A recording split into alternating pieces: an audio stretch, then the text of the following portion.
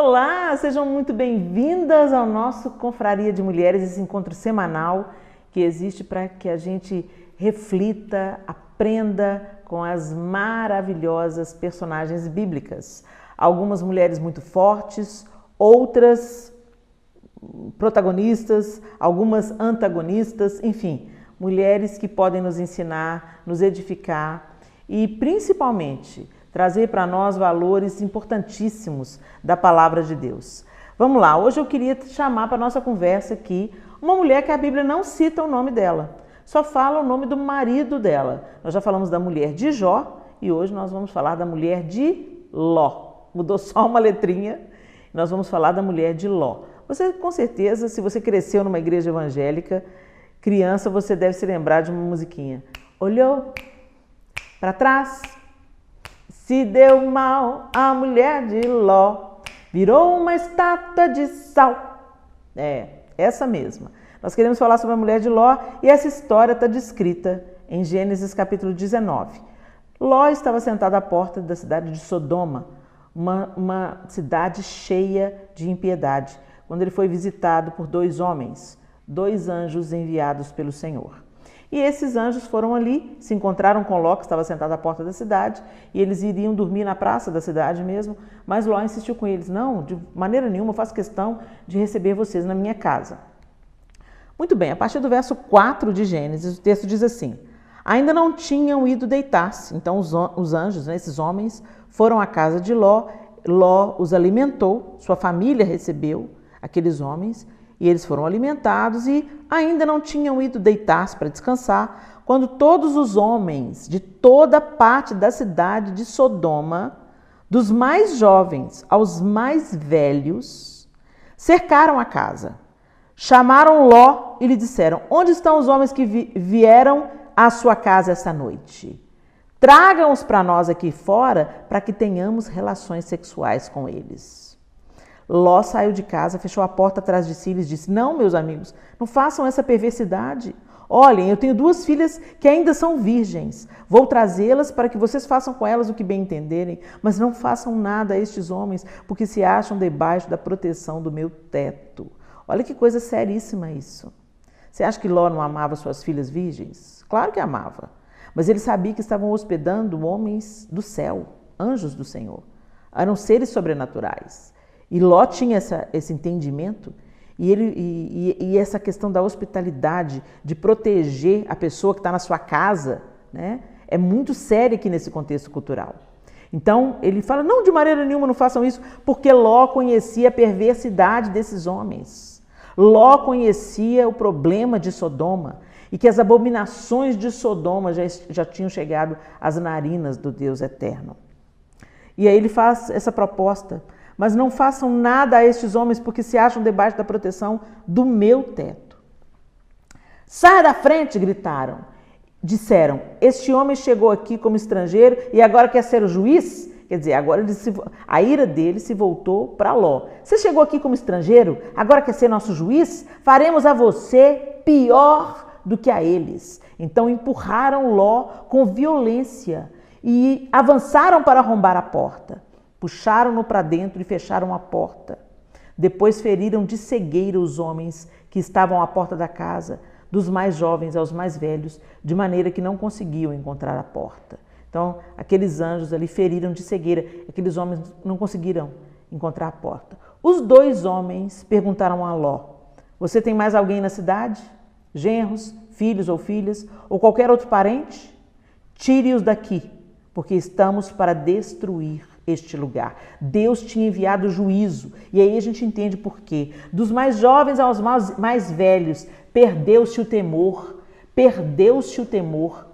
e eles queriam abusar sexualmente daqueles homens, e os anjos falaram para Ló: você tem mais algum parente? Pega todo mundo, porque nós viemos aqui para executar o juízo de Deus, nós viemos aqui para destruir esse lugar. As acusações feitas ao Senhor contra este povo são tantas que ele nos enviou para destruir a cidade. Gente, imagina, Deus é longânimo, Deus é misericordioso. Quando Deus envia o juízo, ele já enviou o profeta, ele já enviou oportunidades para as pessoas se arrependerem. Mas a impiedade tinha se crescido de tal maneira, do mais jovem ao mais velho, o texto bíblico diz que Deus enviou juízo para aquela cidade. Então Ló foi falar com seus genros, os quais iam casar-se com suas filhas, ou seja, elas estavam prometidas em casamento. E lhes disse: saiam imediatamente deste lugar, porque o Senhor está para destruir a cidade. Mas pensaram que ele estava brincando. Ao raiar do dia, os anjos insistiam com Ló, dizendo: depressa, leve daqui sua mulher e suas 2 filhas, ou vocês também serão mortos quando a cidade for castigada. Tendo ele hesitado, os homens o agarraram pela mão, como também a mulher e as 2 filhas, e o tiraram dali à força, e os deixaram fora da cidade, porque o Senhor teve misericórdia deles. Assim que os tiraram da cidade, um deles disse a Ló: fuja por amor à sua vida, não olhe para trás e não pare em lugar nenhum na planície, fuja para as montanhas ou você será morto. E aí lá no verso 26, né? No verso 24 a 26, então o Senhor, o próprio Senhor, fez chover do céu fogo e enxofre sobre Sodoma e Gomorra. Assim ele destruiu aquelas cidades e toda a planície, com todos os habitantes das cidades e a vegetação. Mas a mulher de Ló olhou para trás e se transformou numa coluna de sal. Uau! É aí que eu queria chegar. Uma situação drástica. Uma cidade totalmente corrompida pela perversão, pela maldade, pelo pecado. Totalmente pervertida. Dos mais jovens aos mais velhos, todos perderam a noção, todos perderam a sensatez, todos perderam o equilíbrio, todos perderam o temor e eles queriam só satisfazer os seus próprios desejos e prazeres. Qualquer semelhança com o nosso tempo terá sido mera coincidência. E Deus então envia aqueles homens para executarem juízo, mas eles livraram toda a família de Ló. Era para livrar os genros também, aqueles homens que estavam prometidos às suas filhas, mas eles não acreditaram, pensando que Ló estava louco, estava brincando, estava fazendo alguma brincadeira. E o próprio Ló hesitou: puxa, eu construí tanta coisa aqui, eu já fiz tanta coisa aqui, como é que eu vou fazer? Eu vou deixar isso tudo para trás. Mas os anjos agarraram pela mão e levaram eles para fora da cidade. Pensa bem. E quando eles estavam já fora da cidade, fora de perigo, eles falaram: segue em frente, fujam, porque essa cidade vai ser destruída. Fogo do céu começou a descer. O próprio Deus começou a derramar fogo e enxofre para destruir tudo daquela cidade. Mas o que aconteceu com a mulher de Ló? Olhou para trás. Como nós mulheres temos uma tendência de nos lembrar daquilo que nós deveríamos nos esquecer. Como nós temos uma tendência de trazer para nós aquilo que nos feriu lá atrás, aquilo que foi bom, e vivemos presas no passado, vivemos presas numa época que foi maravilhosa, vivemos presas, quando eu era jovem, quando eu tinha aquele corpo, aquela cinturinha, quando eu vivia tão bem, quando eu era ainda menina na casa dos meus pais, quando eu era solteira, e a gente fica, ou então, aquilo que me fizeram no passado, o abuso que eu sofri, o abandono, e a gente vive hoje presa no ontem. E inevitavelmente, gente, viraremos colunas de sal. Ou seja, nós não vamos evoluir, nós não vamos para o novo, nós não vamos romper no novo ambiente. Às vezes Deus quer nos tirar do lugar da dor, do lugar do abuso, no lugar da perversão, no lugar da corrupção. E a gente fica preso. Voluntariamente nós nos mantemos lá no passado.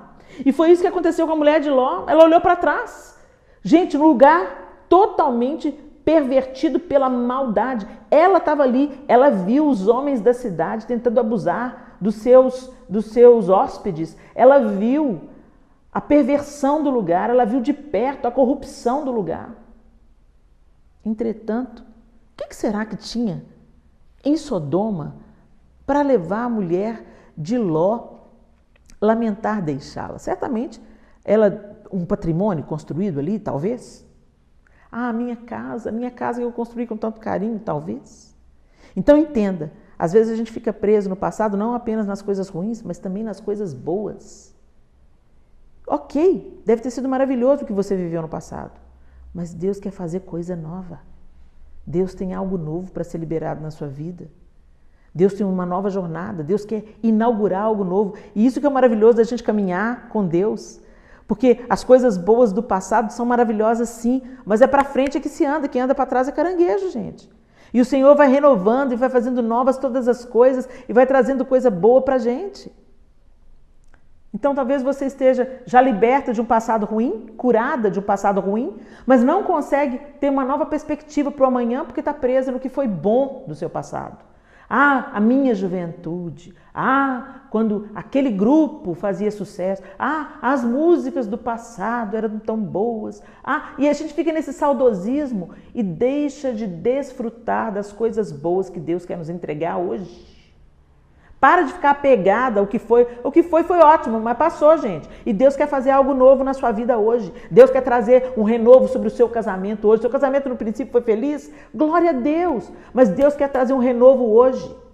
Seus filhos pequenos foram uma história feliz? Pô, que bom. Eu também sinto saudade dos meus filhos pequenos. Mas tem algo bom hoje na vida adulta deles que Deus quer que a gente desfrute. E se você ficar presa no que foi bom, você não vai conseguir desfrutar no que de bom Deus quer fazer hoje.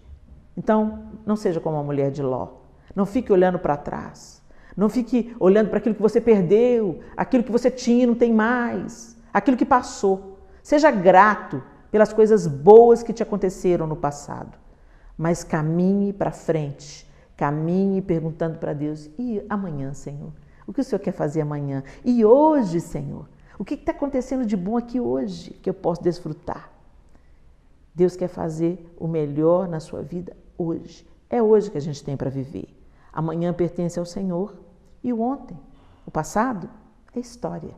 Seja agradecida por aquilo de bom que você viveu, perdoe aquilo que de mal aconteceu e prossiga para a glória de Deus. Amém? Que o Senhor te abençoe e te ajude nesse processo, em nome de Jesus.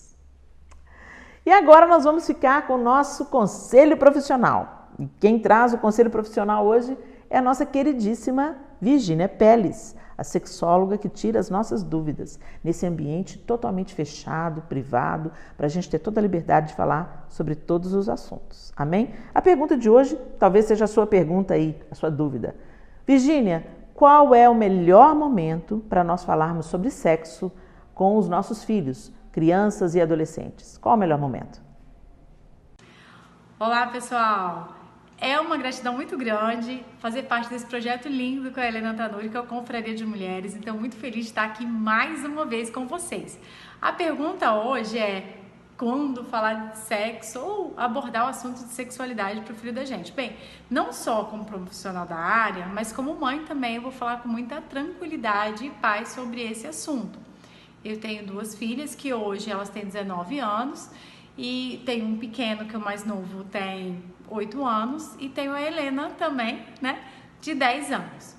E aí o que acontece? Qual o momento certo de abordar, né? Bem, quando era Sara e Rebeca, que elas eram crianças e elas vieram me falar de sexo pela primeira vez, elas estavam com 8 anos, então estava numa idade tranquila, não tinha tanta tecnologia, não era algo tão acessível, era uma outra época. Então a gente não falava de sexo tão cedo com uma criança. A gente demorava um pouco para abordar esse tipo de assunto.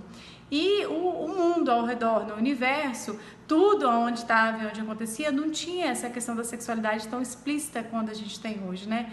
Hoje a gente tem a Alexa, né, que é um aparelhinho que fica perto de casa, dentro de casa, e aí você pergunta as coisas, ela responde, tem outras empresas com outros nomes.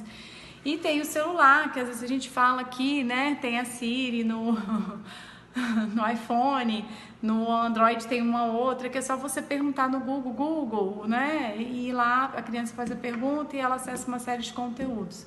Então não é na mesma, a gente não pode esperar tanto tempo. Quando elas me perguntaram sobre sexo nessa idade, eu falei que era sexo feminino, sexo masculino e sexo indefinido, coluna do meio.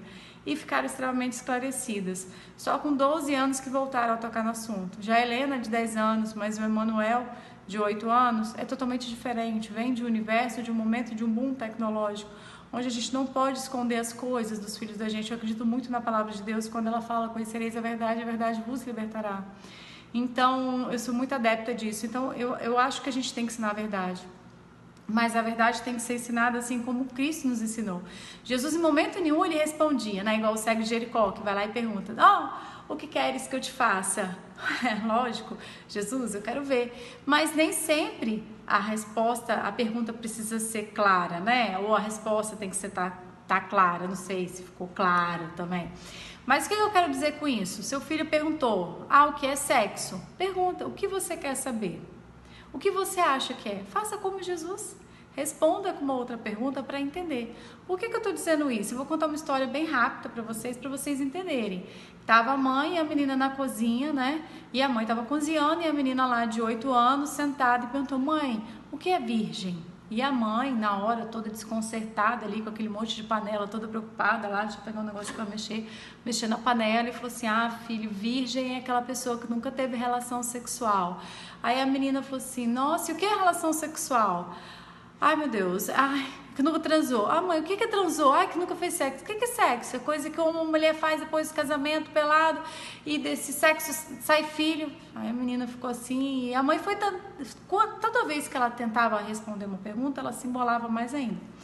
E quando a mãe já não tinha mais resposta para fazer a menina: por que você quer saber mais o que, minha filha? Aí a menina perguntou: mãe, o que é extra virgem? Moral da história: a menina estava de frente, um potinho de azeite, e lendo, né, que nessa fase a criança já está conseguindo dominar a leitura, e ela chega e pergunta isso, e a mãe fica toda desconcertada e não consegue responder.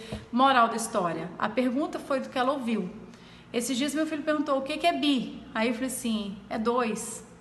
Aí ele falou assim: eu acho que eu não consegui te explicar direito. Eu falei: tem bicampeão. E fui falando uma série de coisas relacionadas ao bi. Até o que ele falou: é uma menina que eu vi na série falando que ela é bi e sendo que ela é uma menina. E aí ela falou que ela é bi e eu não consegui entender o que ela quis dizer de ser bi. Aí eu perguntei: o que você acha? Como é 2, é porque ela ou gosta de 2 pessoas junto, ou ela gosta de 2 pessoas de sexo diferente. Falei: isso aí, meu filho, é porque ela gosta de 2 pessoas de sexo diferente. Então, abordar com naturalidade, com sinceridade, porque se você conta uma mentira pro seu filho sem pé e nem cabeça, como a história da cegonha, na hora que ele descobrir, ele vai ficar muito frustrado. Da onde vem a criança? Da sementinha, né? Jesus, papai colocou, da mamãe. Como colocou? Aí você vem e fala uma história dessa: onde a semente entrou, mãe? Você vai se enrolar. Então, assim, é melhor a gente ser claro, ser real. Como que gera uma criança? Do fruto do amor de um pai e uma mãe, de um momento muito mágico. Desvia a pergunta: o que você quer saber, meu filho? Ou pergunta outra pergunta em cima da pergunta. O que você quer entender melhor? Você quer saber como o papai e a mamãe fez? Você foi planejado, você foi sonhado, você foi idealizado, você foi presente de Deus. A Helena foi uma filha muito planejada, né? A Sara e a Rebeca e Emanuel já não. Então são histórias totalmente diferentes. Então quando eles vêm com essas perguntas, geralmente eu dou a resposta do contexto em que foi gerado a criança. E depois, a Helena esses dias atrás, né? Período letivo: mãe, eu entendi que é do encontro do espermatozoide com o óvulo, mas eu não entendi como esse espermatozoide chega até o óvulo. Eu falei: o que você quer saber? Não só como eles se encontram, mãe. Eu falei: eles se encontram no ambiente, próximo ao útero, que é o canal vaginal. Ela não me perguntou mais nada. Eu expliquei cientificamente para ela, sem falar com ela que tinha ereção, que o pênis entrava no canal vaginal. Não precisei, porque ela queria saber como é que tinha um encontro, como que eles dois se encontravam. E aí eles se encontram no canal vaginal, no ambiente adequado, o espermatozoide tem que vencer a guerra. Expliquei toda a fisiologia para ela e eu perguntei no final, né? Filha, ficou alguma dúvida? Quer perguntar mais alguma coisa? Não, se deu por satisfeita. Ela já chegou e perguntou para mim o que é orgasmo. Falei: o ápice do prazer, uma sensação intensa de prazer. Por quê? Você queria saber o quê? Mãe, porque eu ouvi falar, né? Estava assistindo uma série, um filme, porque isso houve nesses lugares, né? Eu estava assistindo um filme e a menina falou assim: que você tem orgasmos múltiplos. Então, significa dizer ter muito prazer? Eu falei: tenho prazer várias vezes. Tá, entendi, pronto. Então, assim, ela não me perguntou com riqueza de detalhes. A criança, ela não quer saber riqueza de detalhes, às vezes ela quer saber o significado da palavra. E você, às vezes, não precisa de tão profundo, né? Então, assim, tenta entender, e se você não sabe dizer naquela hora o que significa aquela palavra, chega e fala, filho, olha, eu tô com dúvida aqui, eu vou fazer uma coisa aqui, já volto para te responder. E vai no banheiro, pega o celular, ora, pega a palavra de Deus, pede, porque uma coisa eu acredito muito, sabe? A inteligência, ela vem com consequência da sabedoria.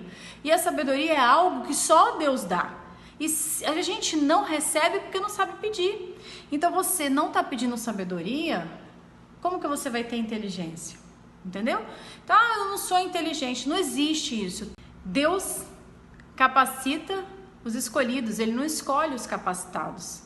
Então, Ele é capaz de te dar sim a sabedoria direto do trono da graça para que você tenha a abordagem correta.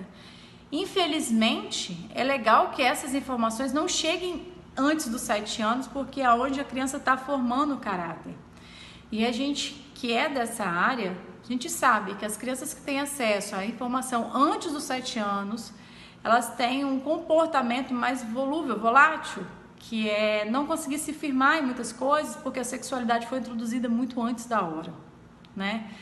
E hoje as crianças com 10, 11, 12 anos estão com acesso livre à internet, já podem pesquisar qualquer coisa e podem chegar na internet e olhar lá o que é sexo. E vão ter acesso a conteúdo pornográfico. Então, toma cuidado. Mas eu uso firewall. Tá, mas e às vezes você pode esquecer e acessar o seu e-mail, deixar o seu login aberto e a criança vai pesquisar. E dependendo da forma que ela pesquisar, mesmo com o firewall, se ela pesquisar e fizer uma pergunta diferente, ela passa do mesmo jeito. Então, toma muito cuidado com a decisão de omitir do seu filho, da sua criança, o que é a verdade. Porque a verdade, ela liberta. Então, assim, o momento correto, o momento exato, é aquele que a criança dá sinais que ela quer saber de alguma coisa. Esses dias eu atendi uma paciente que ela me disse que a mãe dela só foi falar de sexo com ela quando ela já estava grávida. E ela até hoje não consegue entender por que a mãe dela demorou tanto. E que ela falou comigo, né, claramente, uma moça jovem até, que se a mãe dela tivesse explicado para ela o que era sexo antes do casamento, ela jamais teria casado. Então, dá para entender a dimensão disso? Hoje ela é casada, tem um filho e que ela não imaginava que sexo se fazia pelado, né? Que não tinha noção do que era. E a mãe nunca falou, em nenhum momento da adolescência. Então, se você tem um filho adolescente, é hora de você falar, mas eu não tenho jeito. Ora que Deus te capacita. É difícil dizer isso e falar. Ou se você não consegue, faz o que muitos pais fazem lá no consultório. Virgínia, tem como você atender meu filho, minha filha, para dar uma orientação em relação à sexualidade? Por que não, né? E quando os adolescentes chegam no consultório, com 12, 13, 14, 15, 16, 17 anos, que o pai pagou a consulta, chegam para mim e falam, eu não sou mais virgem, meu pai está pagando a consulta, achando que eu não sei sobre sexo, mas eu não sou nem mais virgem. Então, chegou um pouco tarde. Só fica ligado com isso, porque o projeto da Helena é lindo, né? E eu acredito muito na restauração que o Espírito Santo de Deus pode fazer nas nossas vidas. E eu acredito que essa pergunta veio para restaurar muita família, muita vida e impedir muita coisa ruim que possa acontecer na vida dos nossos filhos. Então, tenha sabedoria. Eu tenho um site chamado Virgínia Peles, tem meu conteúdo aí, tem o Instagram também. É só você me chamar lá. Se precisar, eu estou à disposição para te ajudar aí nessa jornada. Ela não é fácil, mas também não é impossível, porque servimos um Deus em que nada é impossível. Beijo para vocês e até o nosso próximo encontro. Obrigada, Virgínia, pela sua resposta, minha linda. É isso aí, a gente tem que identificar e fazer bom uso daquilo que temos que ensinar. Nós precisamos de ensinar aos nossos jovens, né, nossas crianças e adolescentes. Obrigada pela sua resposta, minha linda. Um grande beijo. Sua colaboração nessa confraria tem sido muito positiva. E agora nós vamos para aquele momento de trocar dicas de mulher para mulher. Vamos ver o que tem para hoje? Olá, lindezas queridas, que bom que vocês estão aqui para esse momento entre nós, mulheres, para a gente compartilhar dicas de leitura, dicas de dona de casa, dicas de organização, dicas dicas, muitas dicas. Nós queremos compartilhar aquilo que sabemos, aquilo que aprendemos umas com as outras. E se você quiser me mandar a sua dica, se você tem uma dica legal para compartilhar, entre em contato com a gente, deixa a sua dica que a gente compartilha aqui no Confraria de Mulheres, tá bom? Muito bem, a gente começa sempre com uma dica de leitura e eu quero deixar com vocês um dos meus autores preferidos, Max Lucado. Gente, ou Max Lucado, né, como falam nos Estados Unidos, o Max Lucado, ele tem um dom, ele tem um olhar poético sobre as coisas. E todos os livros do Max, eu tenho uma história com eles, eu tenho uma história com um livro dele que chama Moldado por Deus. Assim, nós temos uma história, sabe? Eu com os livros do Max Lucado. E aqui, esse livro é maravilhoso, não diferente dos outros livros do Max Lucado. Quem tem sede, venha. Quem tem sede, venha. Esse livro é maravilhoso e esse aqui está publicado pela CPAD, né? E eu quero ler para vocês aqui o que está na contracapa. Você conhece a sede física? Pare de beber e veja o que acontece. Pensamentos coerentes desaparecem, a pele fica ressecada e os órgãos vitais se paralisam. É verdade. As pessoas que morrem no deserto, por exemplo, elas perdem a orientação. Elas ficam totalmente desorientadas e começam a delirar. É muito mais forte do que simplesmente essa sede que a gente sente num dia quente. Prive sua alma da água espiritual e ela lhe dirá. Corações desidratados, prive seu corpo do líquido necessário e ele lhe dirá, seu corpo lhe dirá. Prive sua alma da água espiritual e ela lhe dirá. Corações desidratados enviam mensagens desesperadas. Temperamentos ríspidos, ondas de preocupação, aumento da culpa e do medo, ressentimento, solidão, insegurança. Mas você não precisa viver com o coração desidratado. Deus lhe convida para tratar sua alma sedenta como você cuida da sua sede física. Apenas visite a fonte e beba profundamente. Receba a obra de Cristo na cruz, a força de seu Espírito, sua soberania em sua vida, seu infalível e infindável amor. Gente, eu recomendo, esse livro é demais e a gente percebe que muitas vezes o que nós estamos atravessando nada mais é do que sinais da desidratação espiritual. Vamos lá? Quem tem sede, venha. Max Lucado, CPAD. E agora eu quero deixar com vocês uma dica de bem viver, porque a confraria também tem essas dicas, entre as nossas dicas de maquiagem, de receita, de livro, de tantas coisinhas, a gente também tem dica de bem viver. São algumas decisões que a gente toma no nosso dia a dia que pode melhorar a qualidade da nossa saúde, a qualidade da nossa vida, a qualidade dos nossos relacionamentos. Por isso que é dica de bem viver. E para isso eu queria compartilhar com vocês algumas dicas para você dormir melhor. Tem dificuldade de dormir? Às vezes você tem um sono muito agitado, ou quando você se deita, o sono custa chegar. Então eu anotei aqui algumas diquinhas que eu queria compartilhar com você. Primeira coisa, não consuma alimentos que possuem digestão lenta. Sabe? Aquele churrasco gostoso, aquela feijoada que você ama, não dá para consumir isso depois das 18 horas. Então, o melhor é você optar por uma refeição leve, mais focada em frutas, verduras, legumes, uma sopinha, uma salada. Se for comer carne, uma carne branca, um peixinho, tá? Nada de carne vermelha. Não dormir de barriga cheia. Então, se você fez a sua refeição, você tem que esperar pelo menos 3 horas para se deitar, porque senão ela vai sabotar o seu sono. Não beba café, refrigerantes e chás depois da hora do almoço. Parece que demora, né? Não, como assim depois da hora do almoço, gente? Tem gente que prejudica. Se você almoça ali meio-dia, 1h, e você tem o hábito de tomar café à tarde, às vezes você toma café a tarde toda, toma café às 4 da tarde, isso vai atrapalhar o seu sono. Então, refrigerantes com cafeína. Refrigerante não é bom de jeito nenhum, né, gente? Mas o refrigerante com cafeína, chás e café, depois da hora do almoço, podem prejudicar o seu sono. Outra dica é evite cochilo durante o dia. Se você tem dificuldade de dormir à noite, mas aí você dorme mal à noite, fica capengando à noite, mas de dia você vai tirar um cochilo, você vai manter esse ciclo vicioso e não vai conseguir dormir direito durante a noite. Então segura firme, mesmo que te venha aquele sono muito forte, aquele sono gostoso que dá à tarde, lava o rosto, vai fazer alguma coisa, alguma outra atividade, para que na hora do sono, que é à noite, ele venha com força total, tá bom? Deixa o seu quarto sempre arejado e escuro.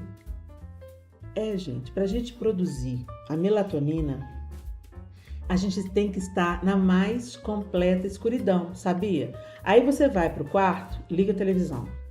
A luz da televisão não deixa você produzir melatonina. Você vai para o quarto, deixa o abajur ligado, ou fica no celular, com a luz do celular, né? Ou olhando o celular. Ou até mesmo, gente, sabe aquele LEDzinho que às vezes tem no ar-condicionado? Até aquilo pode atrapalhar o nosso sono, sabia?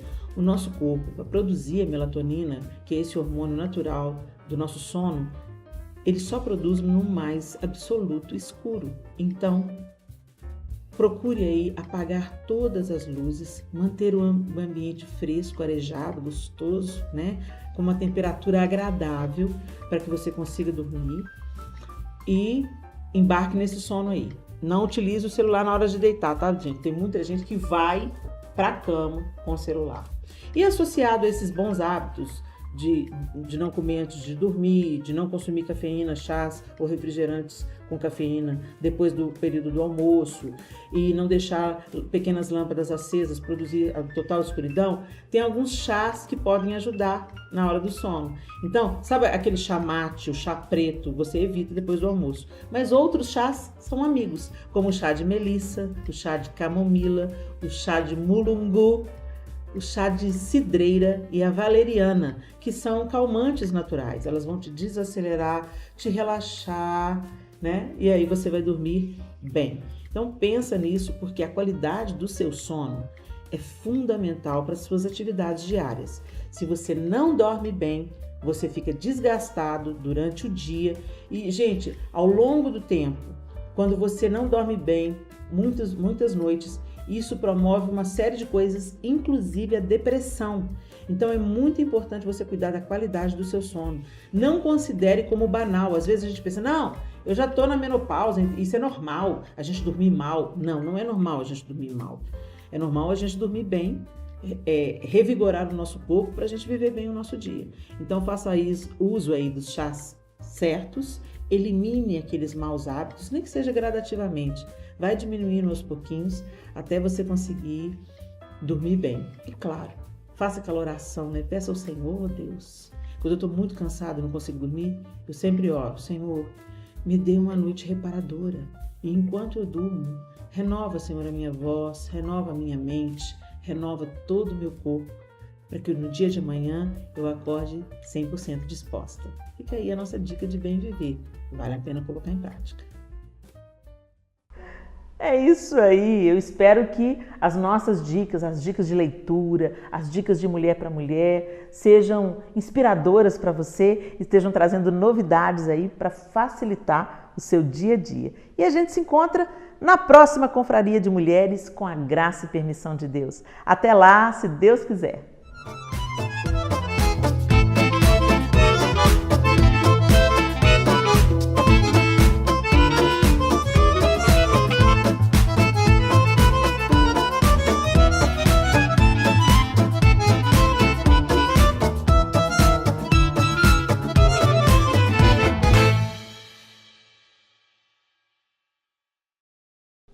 Ei, queridas, não, já é a continuação.